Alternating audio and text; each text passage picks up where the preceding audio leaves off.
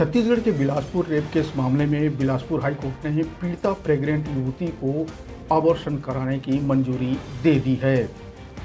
युवती को जिला अस्पताल पहुंचकर अबॉर्शन कराने के निर्देश दिए गए हैं।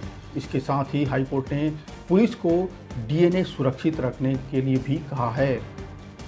इससे पहले 23 दिसंबर को युवती ने याचिका दायर कर अबॉर्शन की मंजूरी मांगी थी। गुरुवार को सुनवाई के दौरान शासन की तरफ से सिर्फ एक पेज पर साधारण मेडिकल रिपोर्ट पेश की गई। इस पर जस्टिस रविंद्र अग्रवाल ने मेडिकल बोर्ड को जमकर फटकार भी लगाई।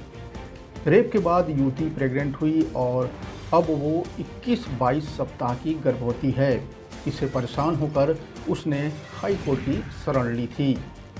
युवती ने इसके लिए डॉक्टरों से राय भी ली थी, लेकिन डॉक्टरों ने मेडिको लीगल केस बताकर अबॉर्शन कराने से इनकार कर दिया था।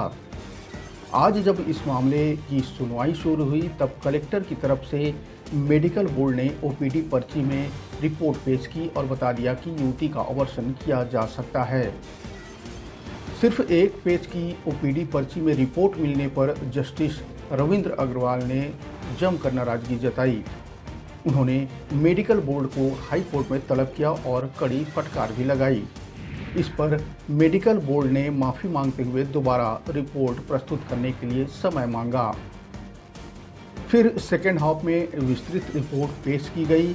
इसके बाद हाई कोर्ट ने शुक्रवार की सुबह यानी कल 11 बजे युवती को जिला अस्पताल में उपस्थित होकर अबॉर्शन कराने के निर्देश दिए हैं। बता दें कि रेप पीड़िता प्रेग्नेंट युवती के लिए विंटर वेकेशन के दौरान सुनवाई हुई। छत्तीसगढ़ शीतकालीन अवकाश के दिन चीफ जस्टिस रमेश सिन्हा ने विशेष कोर्ट का गठन किया। साथ ही जस्टिस रविंद्र कुमार अग्रवाल को केस की सुनवाई करने के कहा। मेडिकल बोर्ड को 26 दिसंबर तक रिपोर्ट पेश करने का आदेश दिया गया था।